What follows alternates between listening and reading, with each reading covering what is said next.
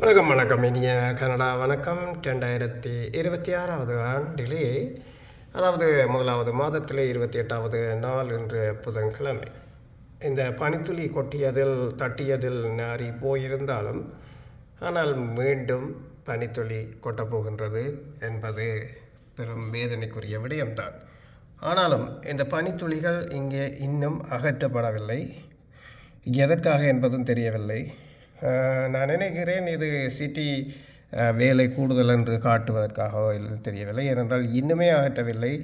இந்த 2 பாதையாக இருந்ததெல்லாம் இப்போது ஒரு பாதையாக மாறியிருக்கின்றது. ஆகவே போவதாக இருந்தாலும் வருவதாக இருந்தாலும் பெருங்கடினத்தை சந்திக்கின்றோம். அதனால் எங்களுக்கு வேலைக்கு வருவதற்கோ போவதற்கோ அதிக நேரத்தை எடுத்துக்கொள்ளுகின்றது.